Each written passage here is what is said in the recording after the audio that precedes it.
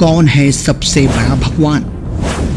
सभी देवता को सामने रखा कि रामचंद्र जी को है, यो कृष्ण को है, ये सभी देवी देवता को हमने सामने रखा। सामने रखने के बाद हमने निर्णय करा कि सबसे बड़ा देवता शंकर भगवान है, शिव शंकर है। तो शिव शंकर का हमने ओम नमः शिवाय का जाप करा। थोड़े दिन ओम नमः शिवाय का जाप। आखिर कहाँ है असली भगवान?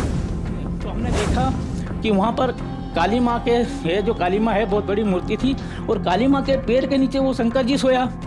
तो मन की जिसकी अपन पूजा कर रहे हैं, जिसको महेश्वर, महामहेश्वर, अनिवानाशी और निराकार जिसको मानते हैं, जिसका आकार नहीं है, और वो तो ये माता जी के चरणों में पड़ा। तो माता जी बड़ी की ये बड़ा है। तो इसमें हमारा थोड़ा टेंशन हुआ। भगवान को ढूंढते ढूंढते कैसे खुद बन गया बाबा? धीरे धीरे हम संत बन गए, पूजा पाठ करते थे। यहाँ तक कि दाढ़ी उडी बड़ी थी, बाल थे, और उनकी पूजा करना चालू कर दी। और पूजा करते करते भगत जी सभी आते थे, सबका दुख दूर होता था। किसी का गाय ढोर चोरी हो जाता तो वहीं बैठे बैठे हम बता देते थे हाथ से करके कि जा तेरी गाय वहाँ खड़ी है, वहाँ लेके आ जा। तो वो बंदा जाता था तो उसकी गाय लेके आ जाता था, और किसी के सिर पर हाथ धरते थे तो उसकी जो इतना दुख था, बुखार होती या कोई जो तो वो दुख दूर हो जाता बहुत सारी। तो इस चक्कर में हमारे यहाँ लाइनें लगने लग गई। तो शाम को माता जी आती तो बैठक करते थे, और यहाँ तक कि लोगों का पानी तक बताते थे ज़मीन में, एक एक इंची बता देते थे कि इतनी दूर पे पानी इतना पे लगाना। इसी बीच में हमारे दो तीन चार भगत भी हो गए थे, सब संभाल करते थे। माता जी बहुत भयंकर आती थी और सबका काम करती थी। इसी बीच में हमने गोद भराने वाला है, जिसको बच्चे नहीं होते थे, तो जिसको 30-35 साल हो गए और शादी के, और उसको बच्चा तक नहीं हुआ, तो हमने गोद भर के, और मैंने क्या हो तो वो जो भी आती थी, माता जी आती थी, क्या मालूम क्या था, वो भरती थी, तो उन्हें गोद भरी और उसको बच्चा भी हुआ। आज भगत जी मैंने कम से कम 15 गोद भरी माता जी के नाम से। आज उनकी 15 ही बच्चे खेल रहे हैं। देखिए मेरा ये फोटो है, जो पहले मैं संत था और लोगों की समस्या का समाधान करता था, और सबको आशीर्वाद दे के जो भी उनके दुख दर्द दूर करता था। ये देख सकते हैं आप पे मेरे पुराने वाले फ़ोटो हैं। ये देखिए मेरे पुराने वाले फ़ोटो है, जो मैं संत था पहले। और जो मेरे को माता जी आती थी, ये जो माता जी के फ़ोटो हैं, ये देखिए, ये ज़ुबान काटती थी, सारा काम था। यह है सागरदास, इंदौर मध्य प्रदेश से।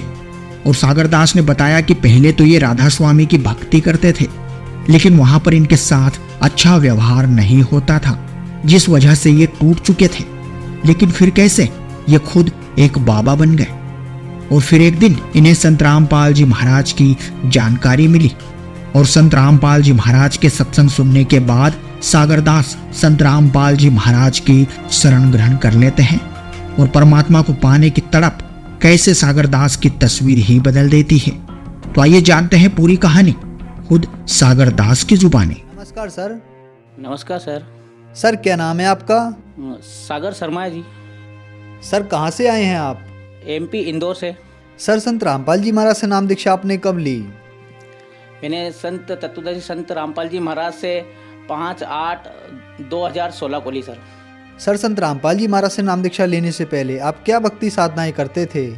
हाँ जी, संत रामपाल जी महाराज से नाम दीक्षा लेने से पहले मैंने बहुत सारी भक्तियाँ की। गणेश जी की पूजा करना, देवी देवता की पूजा करना, भैरू महाराज पूजना, ये सारी पूजाएँ करते थे। इसके बाद में हमारे जो दादाजी थे वो राधा स्वामी संत व्यास से जुड़े हुए थे, और 1980 से राधा स्वामी डेरा व्यास में उनके साथ जाता था, और छोटा सा होने के कारण दादाजी के साथ जाता था, वहाँ की सेवा भी करते थे। तो हमारे अंदर भी ऐसा भाव आए, क्योंकि बचपन से हमारे दादाजी के साथ में हम जाया करते थे कि यार हमको भी भक्ति करना चाहिए, तो हम भी लाइन में लगे। तो वहाँ पे एक नियम है कि 18 साल से कम उम्र वाले को है जो नाम नहीं दिया जाता, क्यों उनको भक्ति करने का अधिकार नहीं है क्या? मैं राधा स्वामी वाले से पूछता हूँ कि 18 साल से पहले अगर उसकी मृत्यु हो जाए तो क्या हाल होगा? वो तो गया बेचारा, उसका तो जीवन खराब हो गया ना। ये सारी चीज़ें सर जी में हमारे दिमाग में थी। तो इसके बाद में हमको नाम नहीं दिया गया, लाइन से बाहर निकाल दिया गया। इस बीच में है जो हमारे घर वाले परिवार वालों ने हमारी शादी कर दी। शादी करने के बाद में साहब हम दूसरी क्रियाओं में उलझ गए, जा नहीं पाए। एक दिन ख्याल आया कि ऐसा तो हो ही नहीं सकता यार, कि अपने को परमात्मा की भक्ति तो करनी है। तो हमने साहब शादी होने के बाद पूरे परिवार सहित राधा स्वामी सत्संग व्यास में आया, और मेरे जो वहाँ पे गांव पे घर था हाट पिपलिया में, तो सर वो मैंने घर जो मात्र 25,000 में बेच दिया। क्योंकि मेरे को तो सिर्फ परमात्मा से मतलब था और परमात्मा की ही चाहत थी। और उस चक्कर में मैंने सर 25,000 में जो घर बेचा, राधा स्वामी सत्संग सेवा में वो 20,000 रुपये डाल दिए और 5,000 रुपये मेरे खर्चे के लिए रख लिए थे। ऐसे सेवा करता रहा भगत जी, लेकिन एक दूसरे के ऊपर उनने बुराई करके वहाँ की सेवा से मेरे को वहाँ से निकालने की कोशिश की। और मेरे को वहाँ से उनने सेवा से थोड़े दिन बाद 2 साल 3 साल मैंने सेवा करी। इसके बाद वहाँ से मेरे को मजबूरन सेवा से बाहर निकलना पड़ा। और बाहर आने के बाद छोटे छोटे बच्चे थे, हमारी स्थिति बड़ी ख़राब थी। सर जी हम कहाँ जाएं, हमको कुछ समझ में नहीं आता था। और घर वाले कहते थे कि राधा स्वामी चल गया, गांव भी नहीं जा सकते, घर भी बिक गया। अब इस स्थिति में हमारी बड़ी ख़राब स्थिति थी। हम राधा स्वामी में परमात्मा के लिए गए थे, ना तो हमको परमात्मा मिला और ना ही हमको हमारा घर भी चला गया, घर भी नहीं मिला। इस चक्कर में हम छोटे छोटे बच्चे को लेके कहाँ पे जाएं सर जी। फिर बड़ी दुर्वता हमारे सामने थी। फिर एक किसी से बात करा, उसने कोई ठेकेदार था। फिर हमारे 2 जने ने मैं और मेरे पत्नी, हम दोनों ने गड्ढे भी खोदे। और उसके बाद में मेरी पत्नी को बोल दिया आप तो घर रहो, मैं ही कर लूँगा। तो मैंने सब जुड़ाई प्लस्तर का वहाँ काम करा, उससे मेरा घर का थोड़ा थोड़ा खर्चा चलने लगा। और इस बीच में सब मेरे अंदर से जो परमात्मा से मिलने की जो प्रेरणा थी, वो जो परमात्मा से मिलने का जो मेरे अंदर वो प्रेम था भगत जी, वो प्रेम सब खत्म हो गया। क्योंकि मेरे साथ वहाँ के जो भी है सेवादारों ने अच्छा व्यवहार नहीं किया। वहाँ के जो सेक्रेटरी साहब बहुत अच्छे हैं, वो बुरे नहीं हैं, लेकिन कहते हैं कि सत्य का संग, वहाँ कोई सत्य का संग नहीं है। और इसमें मेरी सारी सब भक्ति तो गई साहब, उसका नाश हो गया और मेरे भूत उतर गया भक्ति का। इसके बाद में भगत जी क्या हुआ कि मैं किसी देवी देवता को नहीं मानता था। अगर कोई राम राम और कुछ भगवान का नाम लेता तो मैं गाली बकता था कि चल हट, कोई भगवान हुआ नहीं संसार में। भगवान होता तो मेरी रक्षा करता, मेरे बच्चों की रक्षा करता। तो इस बीच में भगत जी मेरे वो सारी चीज़ उतर गई। फिर एक दिन सोचा कि नहीं यार, कुछ तो है, परमात्मा है। अगर परमात्मा नहीं होते तो हम आज इस संसार में नहीं होते। तो भगत जी इसके बाद में हमने सभी देवता को सामने रखा कि रामचंद्र जी को है, यो कृष्ण को है, इस सभी देवी देवता को हमने सामने रखा। सामने रखने के बाद हमने निर्णय करा कि सबसे बड़ा देवता शंकर भगवान है, शिव शंकर है। तो शिव शंकर का हमने ओम नमः शिवाय का जाप करा, थोड़े दिन ने ओम नमः शिवाय का जाप करा। फिर हमारे इंदौर में हम भगतमती ने बोला कि चलो हम लोग आज घूमने चलते हैं। तो हम संडे के दिन हमारे इंदौर में खजराना गांव है, खजराने में महाकाली का मंदिर है, हम दर्शन करने गए। पहले गणपति जी का दर्शन करा, फिर महाकाली जी का दर्शन करने गया। जब काली जी का दर्शन करने गए तो हमने देखा कि वहाँ पर काली माँ के है, जो काली माँ है बहुत बड़ी मूर्ति थी, और काली माँ के पैर के नीचे वो शंकर जी सोया। तो मन की जिसकी अपन पूजा कर रहे हैं, जिसको महेश्वर, महामहेश्वर, अनिवानावसी और निराकार जिसको मानते हैं, जिसका आकार नहीं है, और वो तो ये माता जी के चरणों में पड़ा। तो माता जी बड़ी की ये बड़ा है। तो इसमें हमारा थोड़ा टेंशन हुआ। तो हमने किया चलो होगा। वहाँ से आए घर पे, फिर 1-2-4 से बात करी तो एक ने बोला कि यार पास के गांव में एक बहुत अच्छी माता जी आती है, बोले आप उनके पास चलो और आपकी शंका का पूरा समाधान हो जाएगा। तो वहाँ गए तो माता जी से आई, किसी को शरीर में आई माता जी, उससे बात करी। तो माता जी ने बेटा इधर आ। अब मैं गया, सामने खड़ा हुआ, बोले बेटा मेरे से क्यों नाराज़ है? मन की माँ आपसे नाराज़ नहीं हूँ मैं तो मेरी ज़िंदगी से नाराज़ हूँ, मेरे जो अंदर मेरे भाव है उससे नाराज़ हूँ, मेरे ना जाने मेरे साथ क्या क्या हो रहा है। तो बोले घबराए मैं बेटा, किसी रोज़ मैं तेरे घर आऊँगी, ऐसा देवी ने बोला। अब थोड़े दिन बाद में उसका फ़ोन आया, जिसके बाद माता जी आती थी, बेटा बोले मेरे साथ नहाने चल रहे हो पंडित जी? मन की हाँ चलूँगा। तो उसके साथ नहाने गए तो वो उसने मेरे ऊपर माता जी चढ़ा दी। अब माता जी चढ़ा दी बड़ी जोर से, हम मोहित थर काँपने लग गए और ऐसे, और मेरे शरीर में माता जी आने लग गई। जब माता जी आती थी धीरे धीरे हम संत बन गए, पूजा पाठ करते थे। यहाँ तक कि दाढ़ी उड़ी बड़ी थी, बाल थे, और उनकी पूजा करना चालू कर दी।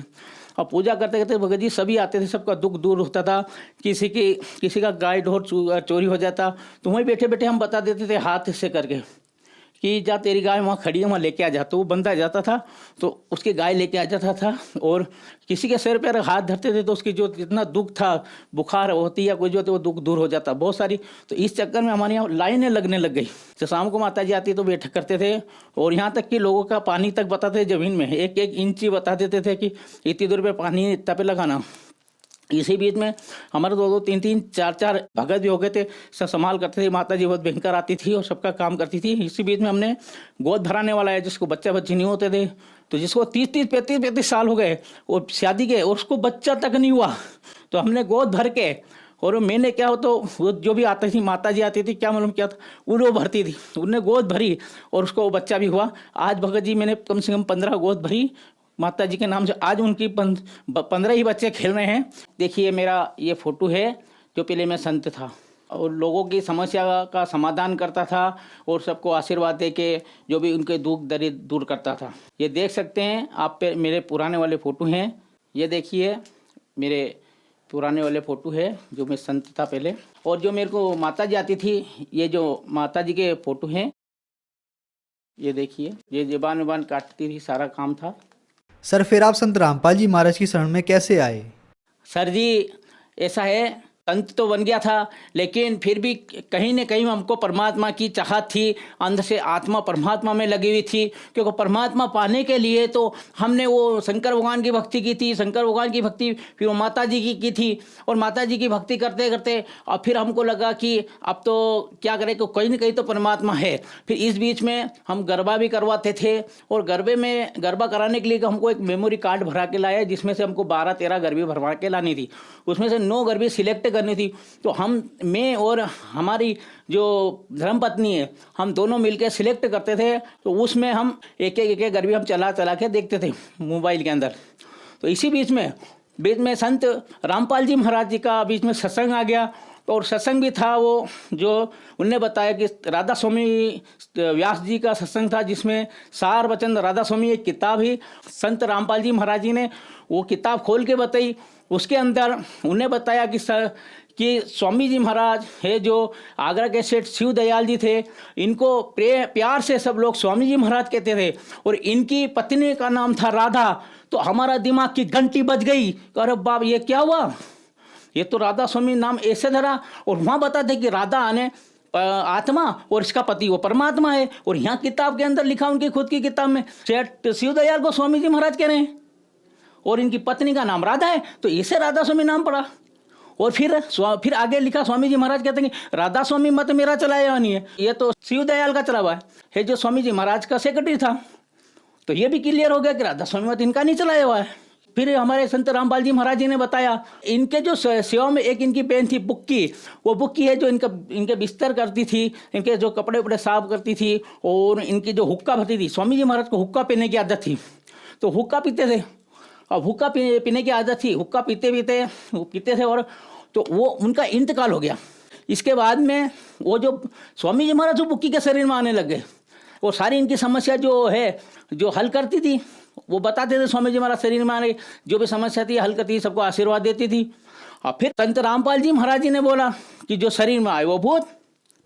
हमको एकदम करंट सा लगा कि अरे बाप रे, ये कह रहे कि शरीर में आए वो भूत, वो स्वामी जी महाराज जो भूत थे, और इन्होंने मेरे दादाजी को भूत की भक्ति करवा दी। फिर संत रामपाल जी महाराज ने फिर गीता जी भागवत जी में फिर खोल के बताया। गीता जी अध्याय नंबर 9 के पृष्ठ 25 पे स्पष्ट लिखा है कि जो भूत की भक्ति करेगा भूत को प्राप्त होगा, वो देवी देवता को पूजेगा वो देवी देवता को प्राप्त होगा, और पितृ को पूजेगा वो पितृ को प्राप्त होगा। अब हमको तो डर जैसा लग गया कि इतने दिन तक अपने तो भूत की भक्ति करी, जो शरीर में आती थी, ना जाने माता जी है कि भूत थे। हमने हमारी धर्म पत्नी को बोला कि अब हम तो बहुत बुरे फंस गए, कौन है ये देवी है कि भूत है कि प्रीत है। और वो भूत देवी के नाम से घूम रहा था, और देवी के नाम से सारा काम कर रहा था। अब वो माता जी के नाम से भूत घूम रहा था मेरे शरीर के अंदर। फिर हमने देखा कि यार ये आखिर सत्संग कर कौन रहा है, हमको नहीं मालूम था कि सत्संग किसका है। फिर हमने उसको रिपीट करके चलाया, 3 बार चलाया, 4 बार चलाया, जब पता चला कि संत रामपाल जी महाराज ये सत्संग कर रहे हैं। क्योंकि उनके बीच बीच में सत्संगों में उनके जो अनुयायी हैं बीच बीच में संत रामपाल जी महाराज की जय बोलते, तो हमको लगा कि ये संत रामपाल जी महाराज जी है। फिर हम जैसे तैसे 2-4 जने से पूछा कि भाई संत रामपाल जी महाराज के बारे में जानते हो? तो वो लोग बोलते हैं अरे तू पंडित जी आप किसके चक्कर में पड़ गए? वो लोग तो जेल के अंदर बंद है, और उनके साथ ऐसे ऐसे झूठे आरोप लगे हुए हैं। हरियाणा सरकार ने उनको जेल के अंदर बंद कर रखा है। मैंने कहा यार, फिर मेरे को झटका लगा कि यार जिसकी मिला भी तो वो भी इतना अच्छा जो सत्संग करता है, वो भी मिला तो वो भी जेल के अंदर। थोड़ा विश्वास कम हुआ। इसके बाद फिर मैंने चाय पत्ती बेचने गया हाट पिपलिया, हमारा हाट पिपलिया गाँव पे। फिर मेरे को अच्छी प्यास लगी जोर से, तो क्या करें, कहाँ पानी पीने जाए। हाँ, हम उनके यहाँ गए। जो संजू है, हमारे संजू दास जी है, उनके पिताजी। तो मैं गया तो वहाँ जाके बैठा टेबल के ऊपर उनके यहाँ, उन्हें कुर्सी पे बैठे हुए थे। वो बोले आइए महात्मा जी आइए। उन्हें कुर्सी छोड़ के एक तरफ हो गए। जिसने हमको पढ़ाई की शिक्षा बताई है वो सर उठ के खड़े हो गए। तो मैंने विनती करी, सर हम इस जगह पे नहीं बैठ सकते। बोले क्यों महात्मा जी, सर इस कुर्सी में क्या है? हम कुर्सी में नहीं है, वो हमारे में है। बोले आप तो बैठिए। उन्हें बैठाया, फिर बैठाया। बैठने के बाद में हम बैठे वहाँ, और फिर वहाँ हमने बैठे बैठे देखा कि वहाँ सामने संत रामपाल जी महाराज जी का वो फोटो दिख गया हमको। सर जी, जो परमात्मा का फोटो देखा हमने संत रामपाल जी महाराज जी का, तो हमारे अंदर से वो डर था सर जी, वो बिल्कुल उतर गया कि अब हम सही जगह आए और अब हमको परमात्मा मिल जाएंगे। फिर हमने सर जी से पूछा कि सर जी इनके बारे में आप बताइए। तो वो हमको ज्ञान गंगा पुस्तक खोल के बैठ गए। तो फिर उनका लड़का है जो संजू भगत जी है, मेरे पास हाथ बैठे और उनने ज्ञान गंगा जो खोल के दिखाई। ज्ञान गंगा में प्रश्न नंबर 20 पर सृष्टि रचना बताई उनने कि ब्रह्मा विष्णु कौन है, कि कौन ब्रह्मा है कौन विष्णु है, उनकी स्थिति बताई कि स्थिति क्या है संसार में और ये क्या है, और पूर्ण परमात्मा कौन है, और सारी चीज़ें उनने बताई। तो हमने सृष्टि रचना देखकर हमारे दिमाग की घंटी बज गई कि वास्तव में परमात्मा तो ये है जो कबीर साहेब ही है। फिर हमको वो संजू भगत जी है जो हमको संत रामपाल जी महाराज का आश्रम जिला इंदौर मध्य प्रदेश में है, और वहाँ पे वो हमको नामदान के लिए ले गए। तो फिर मैंने वहाँ जाके संत रामपाल जी महाराज से नाम दीक्षा ली। सर, आप पहले राधा स्वामी पंथ में जुड़े थे, फिर माता जी की भक्ति करते थे और फिर खुद आप एक महंत बन गए। फिर आप संत रामपाल जी महाराज की शरण में आए। तो क्या संत रामपाल जी महाराज की शरण में आने के बाद आपको कुछ लाभ मिले? क्या कुछ परमात्मा की अनुभूति मिली? जो आप परमात्मा को खोज रहे थे, क्या आपको परमात्मा मिला या कुछ लाभ मिले? सर, सर्वप्रथम तो हमको संत रामपाल जी महाराज की भक्ति मिली, उस परम पिता परमेश्वर के पास जाने का रास्ता मिला, तरीका मिला और साधन मिला। और इसके बाद में भगत जी सबसे पहला लाभ तो हमको ये हुआ। और दूसरा लाभ में भगत जी कि मेरे को सबसे बड़ी बीमारी थी कि मेरे को बवासीर की बीमारी थी, और बवासीर के द्वारा मैं सुबह लेटिंग जाता था तो सारी सीटें लाल कर देता था और बहुत सारा खून निकलता था। उससे मैं ग्रहित था, बहुत परेशान था। लेकिन इसके बाद में जब मैंने संत रामपाल जी महाराज जी जो मंत्र दिए, उन मंत्र की 2 महीने तक भक्ति साधना की और उनके मंत्र जाप किए, उससे वो मेरे जो बीमारी थोड़ी कम हुई। लेकिन डॉक्टर ने बोल दिया था कि इसका ऑपरेशन करना पड़ेगा। अब ऑपरेशन करना पड़ेगा तो सब मैं तो डर गया कि मैं ऑपरेशन तो मैं नहीं करूँगा, हम संत रामपाल जी महाराज जी के शरण में होते हुए ऑपरेशन कराएंगे। फिर एक दिन साहब में ज़्यादा ही बीमारी हो गई तो इतना बड़ा जो फोम का गद्दा आता है, वो गद्दे के ऊपर बाहर बैठा था। तो हमारे भगत जी आए, वहाँ बैठा, भगत जी क्या हाल हो गया? मन की भगत जी ये हाल हो रहा है और हम ये तकलीफ है। तो अपन बोले ठीक है भगत जी। फिर जब तक दूसरी माँ इन के पास के गाँव में है जो कोई दवाई देता है, वहाँ से दवाई लेके आ जाओ। फिर भगत जी हम पास के गांव में गए और वहाँ से दवाई लाए, वो दवाई खाई, उससे भी कोई फ़र्क नहीं पड़ा। फिर फ़र्क नहीं पड़ा, इसके बाद हम हमारे संत रामपाल जी महाराज जी से हमने प्रार्थना की कि हे परमेश्वर, हे दाता, हे कबीर साहब जी के अवतार, आप भी हमारे सब कुछ हो, आप भी हमारे डॉक्टर हो, आप भी हमारे सब कुछ हो। आपके होते हुए और दास को ये बीमारी हो जाए, आप तो अच्छे के कैंसर साफ करे, अच्छे की बीमारियाँ साफ करी, यहाँ तक कि पेट के अंदर गठाने थी वो भी आपने गड़ा दी। तो ये दास की तो छोटी सी बीमारी है, आप नहीं परमात्मा, आप इसको बीमारी को सही नहीं कर सकते। हमने प्रार्थना लगी, परमात्मा को सच्चा दंडवत प्रणाम किया सर जी, और जब प्रणाम करा तो परमात्मा की दया से और रात को हम रोते हुए सो गए। जब सुबह देखा तो हमारे बिस्तर में खून ही खून पाया गया। हमारे संत रामपाल जी महाराज जी ने रात को ऐसा चीरा लगवाया, ऐसा चीरा लगाया कि मैं दास के लिए डॉक्टर बन के आ गए। और आज भगत जी वो बीमारी जड़ से चली गई, कुछ भी नहीं है और हम स्वस्थ हैं। और तीसरा लाभ सांस की बीमारी, एक दिन सांस की बीमारी होते हुए, अभी गर्मी की बात है तो गर्मी में मेरे को ज़्यादा सांस हो गया था, ये पीठ दुखने लगी, छाती दुखने लग गई और सारा तो हमारे में ज़्यादा ब्लड प्रेशर बढ़ गया, 280 ब्लड प्रेशर बढ़ गया और हमारी आंख मीचाने लगी। हमारे परिवार वाले गाड़ी में पटक कर और फिर ले गए हॉस्पिटल ले गए। डॉक्टर साहब ने बोला कि अगर 5 मिनट नहीं लाते तो बोले इनको अटैक में चले जाते और इनको आपको भर्ती करना पड़ेगा, यहाँ आज रात रुकना पड़ेगा, इनको भर्ती करना पड़ेगा। फिर हमने सोचा कि संत रामपाल जी की शरण में होते हुए हम भर्ती हो जाएं, हमारा ये नहीं हो सकता। फिर हमने वहीं प्रार्थना लगाई और इस घर वाली है उससे बोला कि मेरे को घर ले चल और मेरे को यहाँ नहीं रहना है, हम मेरे परमात्मा सही करेंगे, मैं तो यहाँ पे भर्ती नहीं होना है। फिर डॉक्टर बोला कि आप हमको लिखित में दे दो कि कल से इनको कुछ हो गया तो उसकी जवाबदारी मेरी। तो भगत जी हमारे घर वाले ने, बच्चे ने, हमारे बेटे ने और मेरी घर वाली ने दो ने साइन करा पेपर पे। जब जाकर उन्हें छुट्टी दी हम घर गए और उन्हें 2 गोली दी थी और एक इंजेक्शन दिया था कि जब जरूरत लगे तो 2 गोली खाना और मार्केट से लेके आना और आपको जब तक जिंदगी भर खाना पड़ेगा, नहीं तो ब्लड प्रेशर आके आपको हार्ट अटैक हो सकता है। तो वो गोली के चक्कर में सारे मार्केट में घूम गए, सारी रात में इंदौर की एक मेडिकल स्टोर ढूंढ ली पर वो गोली नहीं मिली। हम घर गए, हमने परमात्मा की 2 प्रसाद ली जो रेवड़ी दाने देते हैं वो खाए, अमृत जल लिया और संत रामपाल जी महाराज के फोटो छोटा सा घर में आसन बना रखा है, उस पर हमने प्रणाम करा और कहा कि परमात्मा आपके सिवा हमारा कोई नहीं है, जिस रोज से आपने हमको नाम दीक्षा दी ये दास तुम्हारा हुआ।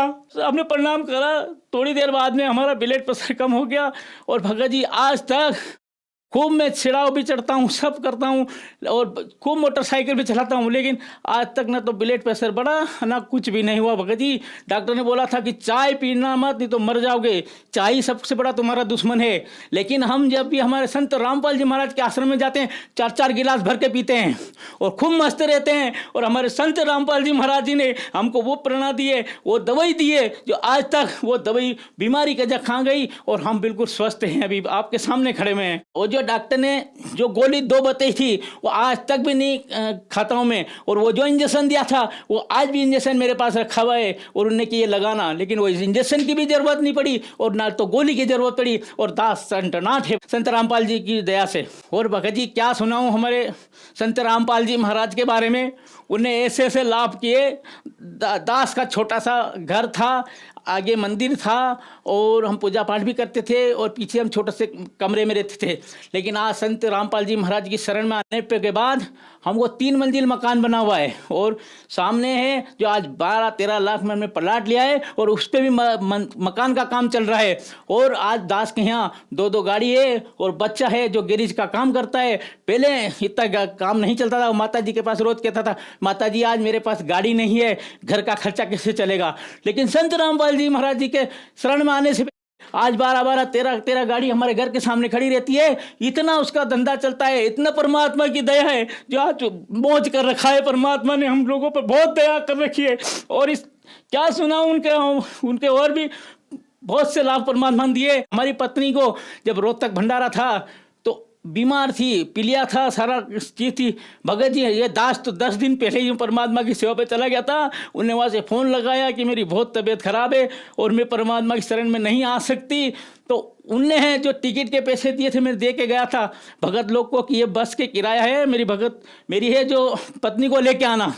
लेकिन मेरी पत्नी बीमार थी, पीलिया भी था और बुखार बहुत तेज थी, तो उसके कारण वो लोग नहीं ले जाएंगे, बोले आप वहाँ कुछ हो गया तो कौन जवाबदारी लेगा। फिर हमारी भगतमती ने संत रामपाल जी से आराधना लगाई कि हे परमात्मा आपके होते हुए और मैं भंडारे में नहीं जाऊँ, आपका भंडारा देखने लायक मैं नहीं हूँ क्या, ये दासी ने ऐसा क्या गलती कर दी। तो संत रामपाल जी महाराज शाम को रात में वो कबीर साहिब जी के रूप में सफ़ेद कपड़े में आए और हमारी पत्नी के ऊपर ऐसा हाथ रखा और बिल्कुल सुबह स्वस्थ हो गई और परमात्मा की दया से और वो शरण में चली गई। और हमारी भगतमती को आज शुगर है, 450 शुगर है, लेकिन आज भी बुक सेवा करती है, सबके साथ जाती है, बैग में बुक लेके भगती है और दुकान पे बैठती है, दिन भर परमात्मा की भक्ति करती है और मौज करती है। सर, संत रामपाल जी महाराज ने आपको एक सुखमय जीवन दिया और बहुत सारे सुख दिए, तो जो श्रद्धालु आज आपको देख रहे हैं, आप उन्हें क्या कहना चाहेंगे? सभी अनुयायी से मेरा निवेदन है कि एक बार हमारे संत रामपाल जी के जो अनुयायी आई उनसे पेम्पेट लें, बुक लें, ज्ञान गंगा लें, गीता तेरा ज्ञान अमृत लें और उनको अपने पढ़ें और समझें और अपने शास्त्रों से मिलाएं, अपने गीता जी से मिलाएं, भागवत जी से मिलाएं, पुराण शरीफ से मिलाएं, बाइबल से मिलाएं और गुरु ग्रंथ साहिब से मिलाएं।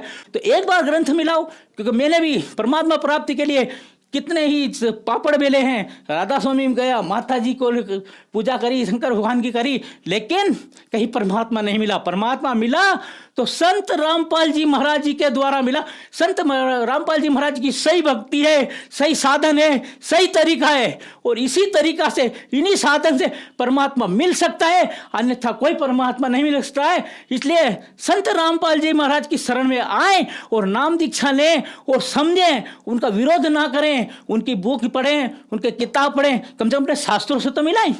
कम से कम हम पढ़े लिखे हैं, देखें, पढ़ें और फिर समझें।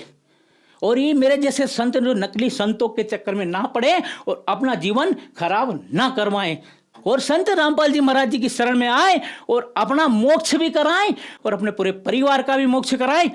सर, संत रामपाल जी महाराज की शरण में कैसे आ सकते हैं?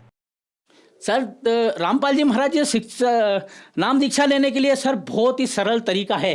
हर चैनल पर आजकल तो संत रामपाल जी महाराज जी सत्संग आता है, उसके नीचे एक पीली पट्टी चलती है। पीली पट्टी के अंदर है जो संत रामपाल जी महाराज जी के है जो आश्रम के उसमें नंबर आते हैं, उन नंबरों पे आप कॉल करिए, कांटेक्ट करिए। वो वहाँ से जो है, जो अपने के नज़दीक है, जो सेंटर के या और वहाँ का पता देंगे, आप उनसे संपर्क करके संत रामपाल जी महाराज जी से नाम दीक्षा लें। धन्यवाद सर। धन्यवाद। सत्य घटना, सत्य की तहता।